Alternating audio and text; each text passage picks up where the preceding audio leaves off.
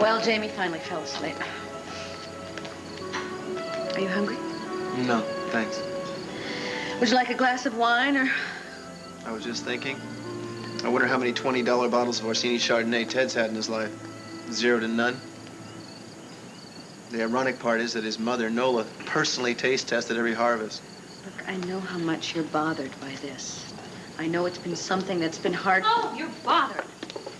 Dixie, what are you doing here? So sorry to interrupt you when you're feeling sorry for yourself. Obviously, you're the only one that's been hit by all of this. Did something happen since we left the hospital? You were so sure that telling Michael the truth would just solve everything. Did something happen? Couldn't listen to me? No, you just had to throw the whole story right in his face. Dixie, what's wrong? Michael is missing.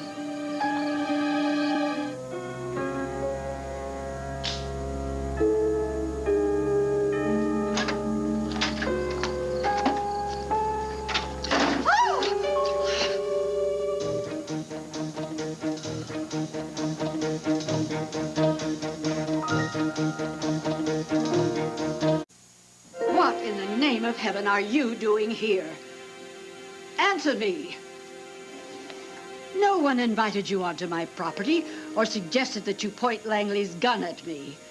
What is going on in your head? Just because you married into this family doesn't give you the right to come barging into my cabin and to hold me at gunpoint. I mean, you can have 30 seconds exactly to tell me why I shouldn't call the police. I didn't point the gun at you. Well, is that your only explanation? Well, it's a good thing that I'm not armed, Tad Martin, or I'd show you a thing or two. Here you come back from the dead to wreak havoc on poor Brooke's life. That's bad enough. Now what am I supposed to do with this episode? Be grateful that you didn't pump me full of hot lead? What are you plotting now? Why are you here? How did you get here? I needed a quiet place to contemplate the terrible things that you have done to this family. Then I come here and I meet my nemesis, the bane of my existence. I've sensed danger ever since that fateful day that Brooke walked down the aisle with you. When Edmund left Erica's reception with Brooke, my heart took flight, only to crash and burn when I learned that it was just Edmund being the gentleman that he is, because he graciously withdrew the minute that you came home. Now, for the last time, I demand an explanation. It's hard to give an explanation when you won't shut up. I hope you're satisfied. I told you this wasn't a good idea. I asked you to please just give him some time to adjust. Wait, just a second, all right? What do you mean the guy is gone? He just picked up and left? He walked out of the hospital? What, was he well enough to be released, or? Well, I don't know. I certainly hope he was well enough to wander off and do whatever he wandered off to do. I never thought he'd leave. Well, in the 5 minutes that you told him his entire life story, he obviously didn't take it very well. What a surprise. After a shot in the arm like that, he could be anywhere. All right, fine, then I'll help you look. Where have you checked so far? Oh, you want to take over from now, is that it? Look, Dixie, Tad is as worried as you are. Well, Tad is the reason this entire thing happened. I am sure Michael doesn't want to see his face again. Well, as long as there are mirrors left in the world, I don't think he's got much of a choice. Oh, what a wonderful time to make a joke, Tad. If you didn't want our help, then why did you come to us in the first place? I thought there might be a slim chance that he might come here. You know, he has a million questions, and unfortunately, Tad here is the answer man. Look, I'm serious. You do think he will be all right, don't you? I don't know. But I think it's a little late to ask that question. Maybe if you had just waited until he was back up on his feet. Maybe gone a little slower. Given him some time, we could have prepared him. What do you mean, waited? You were there. You heard him. He demanded to know everything. He wouldn't take no for an answer. Well, that's because you had to announce that you knew it all. Of course he wanted to know everything. He didn't know how bad this was going to be. But you did. You know, I think laying blame, standing here around laying blame is not going to help this Michael. Well, your great answer to everything was just to leave him alone. See how well that worked. See how great it is when Tad takes over. very amusing. I suppose I should have expected some cheap attempt at humor from Tad Martin and his infamous wit. Somehow it always managed to elude me. Now, tell me, why are you here, and what are you doing with that gun? Needed cleaning. Oh, and so you decided to launder it? Well, you don't take care of a weapon like this, it'll hurt you. Is this some new attempt at community service? Cleaning guns in summer homes? Poppycock. And why aren't you with Brooke? You worry about Brooke, don't you? You know how I feel about this marriage. I mean, I may have danced at your wedding, but every step made my heart ache. Did anyone put a gun to her head? You seem to be the only marksman in this family. Oh, I don't know why I'm even bothering talking to you. You only care about yourself. I can never reach you. Try.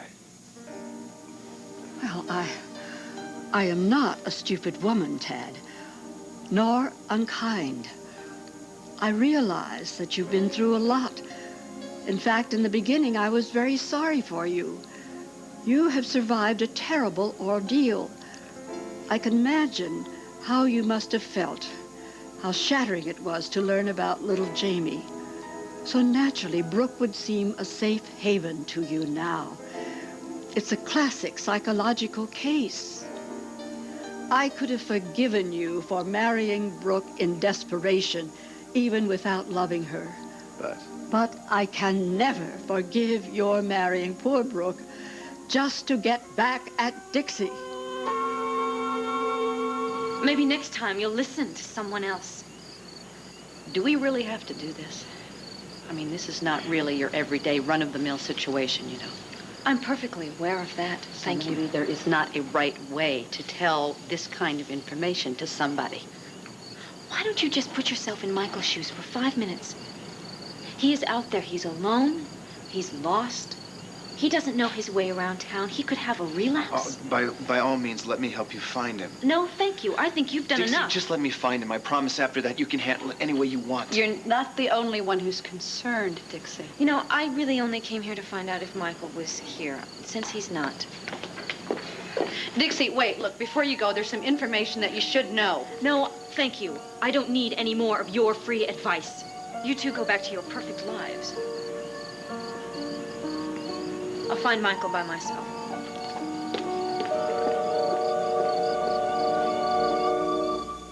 I'm sorry. Why are you sorry? It's obvious she came here gunning for me. I'm not upset about you and Dixie.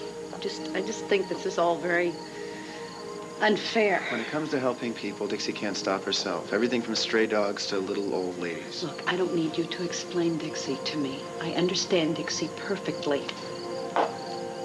I understand Dixie, I understand Edmund, I understand your in-laws and my in-laws, I understand every poor soul in Pine Valley.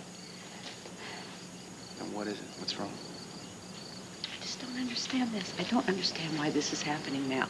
Why this man shows up now. This Michael Williams, this Brooke, Ted Orsini, whoever he is. It's not his fault. Well, whose fault is He it? came here looking for answers. That's it. He can't help it if he got sick. I know there's a logical explanation for all of this. I know that.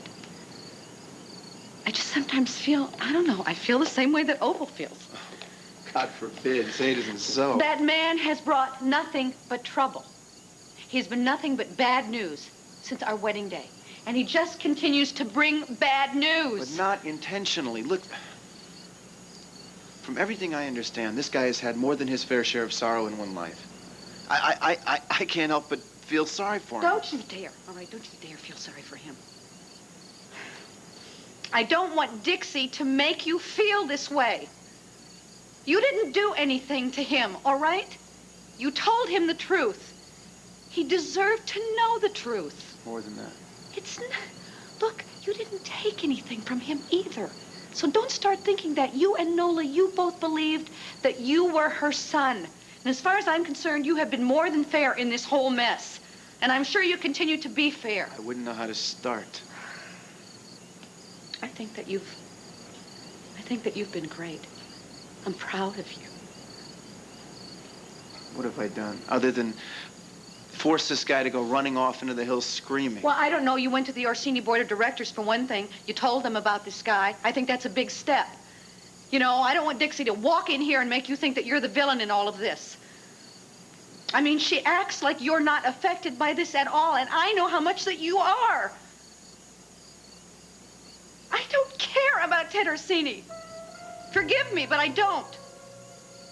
I care about Natalie, I care about Trevor, and Amanda, and Timothy, and I care about Haley, and even Adam. I care about you, and I care about our son more than anything else in the world.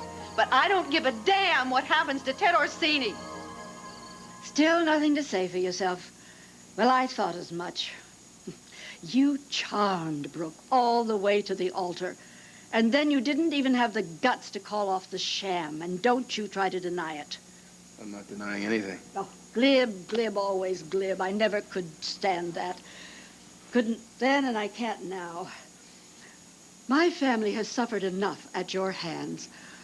I watched Brooke go through the worst trauma that any mother could ever know, losing her little daughter. But all I ever wanted for her was happiness, real happiness. And then Edmund came along, and I thought my prayers had been answered. Oh, of course, they had their ups and downs, all couples do. But I know that Brooke's permanent happiness lies with Edmund Gray. But do you care about that? Oh, no. All you want is revenge against Dixie. Oh, that poor child. I don't know what'll happen to her. Against all odds and against all reason, she loves you. I would even guess that she loves you as much as Brooke loves Edmund. I thought that you had sunk as low as anybody could. But I'm mistaken. Now you have hit rock bottom. Well, I've said my piece. Now I shall depart. You can let yourself out. I'll have it fumigated after you leave. You're here. Thank God.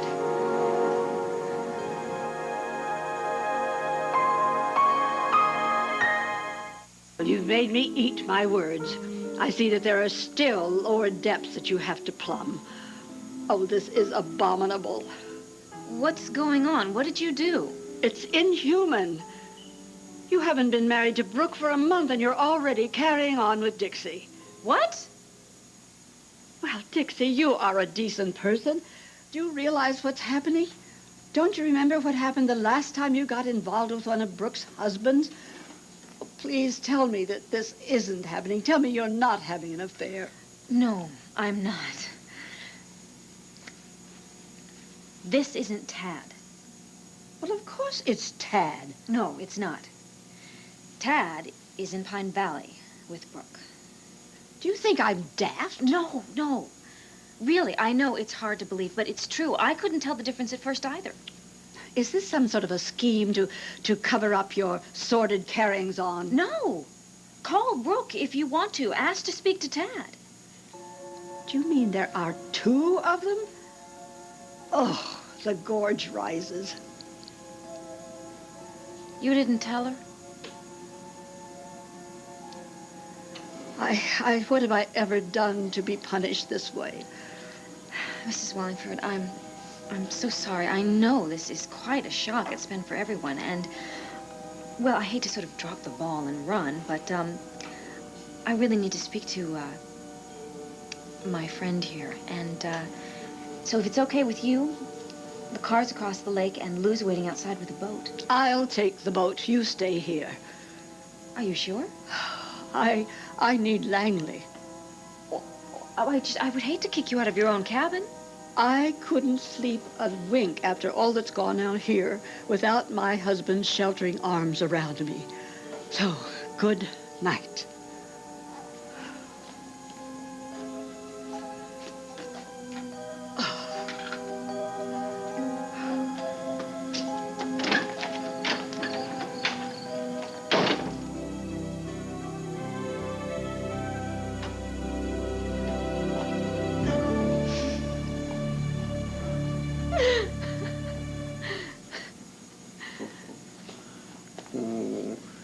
You know, think this is a first.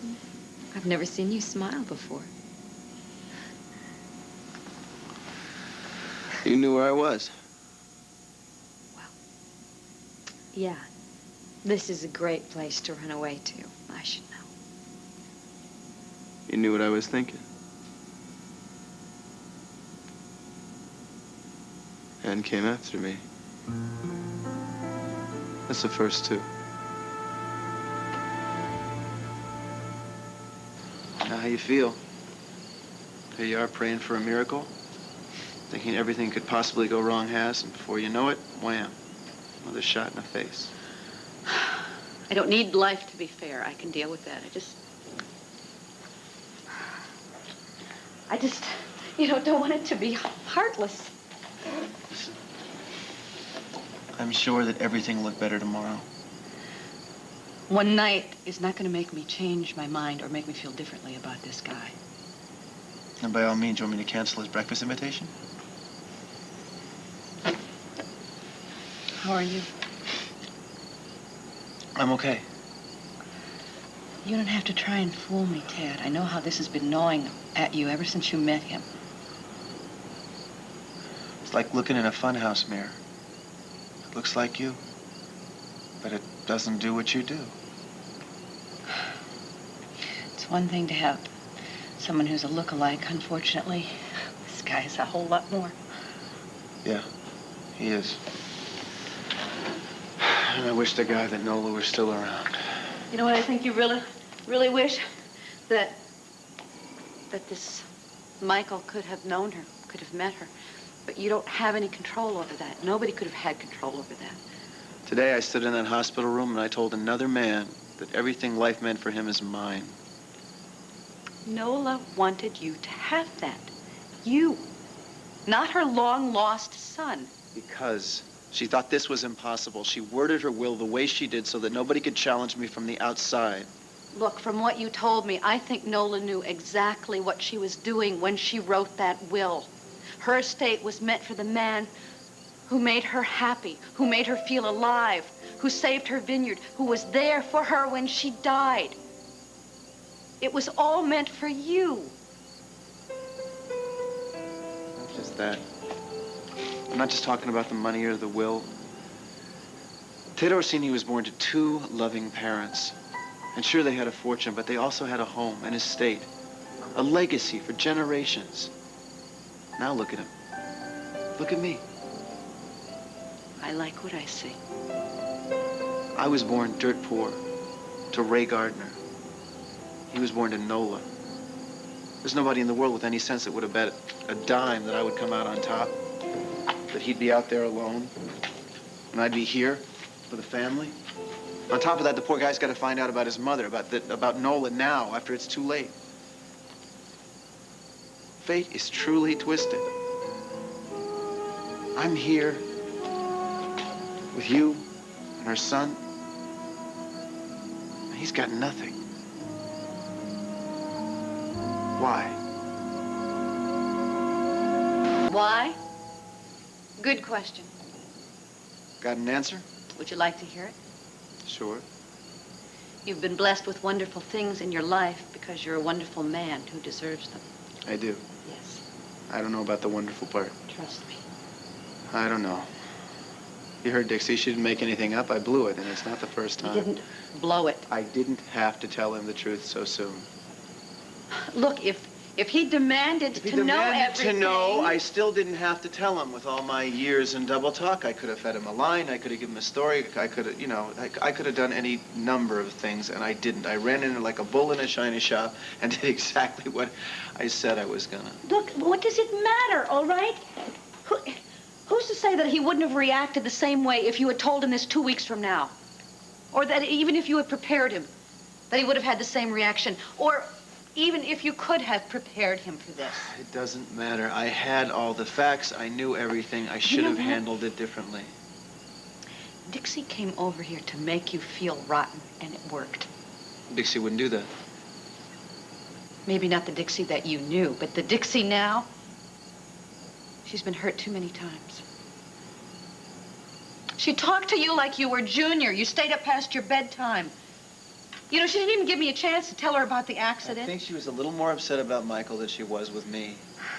Fine. All right, I'm sorry that she's so upset about this. But just because she blames you, it is not your fault. He didn't run away because of Dixie. He ran away because of me, because of what I said to him. We don't know why he ran away. He didn't leave a note. You know, maybe he had a job to go to or a life to go back to. Did Dixie ever think about that? Maybe he got all the answers that he wanted or that he needed, or he decided that he'd done enough damage and he left. Look, we know virtually nothing about this man. We don't know what he's thinking. And Dixie doesn't either. She knows better than we do. You know what? She's using this to put you through the ringer. Do you really think she'd do that? What? Look at what her life has been, and look at what she has to look forward to. She didn't come over here looking for this Michael. She came over here because she's furious at you for marrying me. Don't you know that? Dixie is still in love with you, Tad.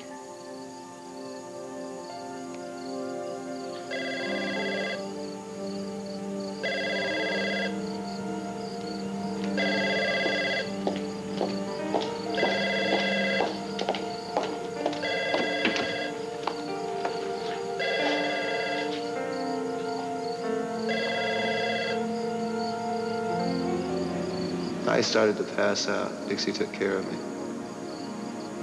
And the whole time she held my hand, she kept telling me what a fool she was. How much she wanted you back.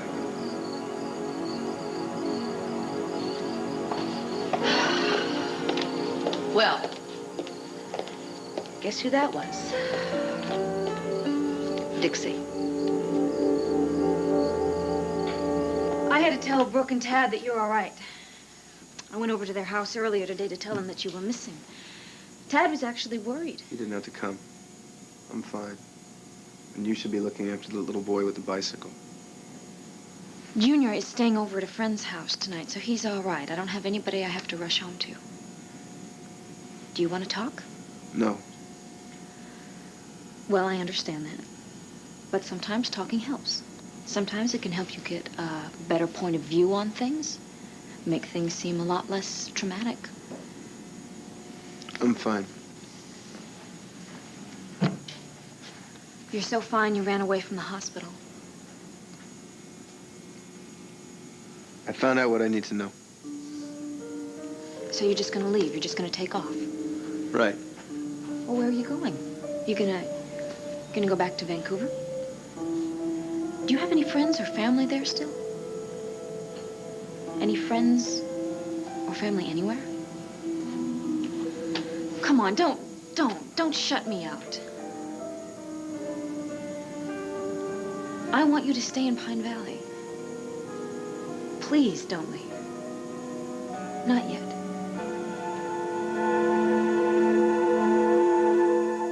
Dixie found him. Is he okay? Yeah. And if he's not, I'm sure she'll be able to handle it. Do you think that you can finally get some rest? After I take care of one more problem. Tell me, do I really want to hear this? I've been giving a lot of thought. And I don't know how. But one way or another, I'm going to make it up to Ted. You want me to stay? Yes. I'm not trying to stiff the hospital for the money, you know. No, that's not why I want you to stay. I pay my debts. I'm sure you do. The hospital didn't send me here to look for you. I came because I want to make sure that you're not sick. Well, now you know. Why do you want to leave? There's so many reasons to stay. Okay. Look, you just found out who you are. Don't you want to know more? Well, you must have tons of questions. Now, I can't come up with all of those answers, but I can promise you, Tad can help you. He would. He owes you that much. And we could go together. We could talk to him together.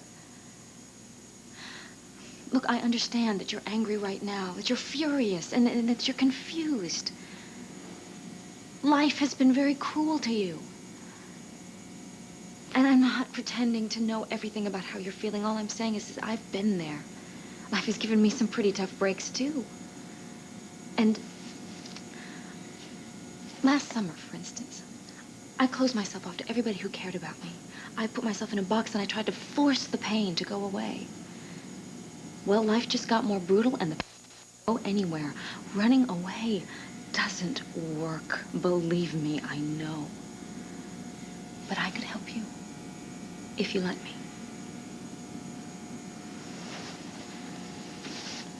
How?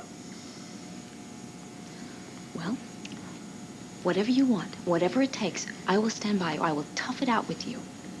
Whatever questions that you have, I will make sure that they get answered. However you want me to stand by you, I will be there. And whenever you want to go, that's fine. You can write your own escape clause.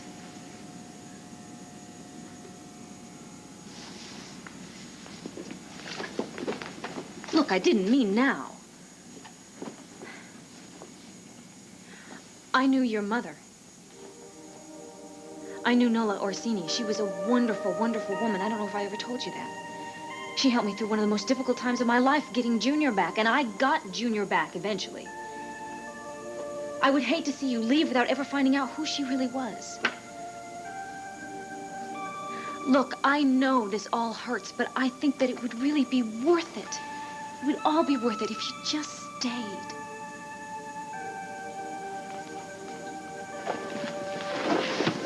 Come on, look, where are you going? Can you at least tell me that? I just want to know. Please? Why? Okay, what if I don't know.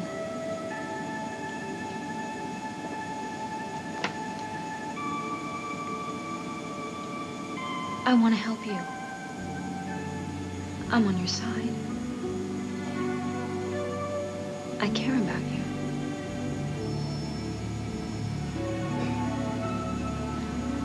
After everything that we've been through together here,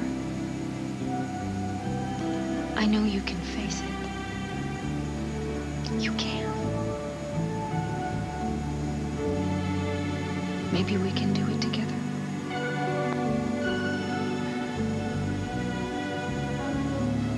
Okay. I'll stay.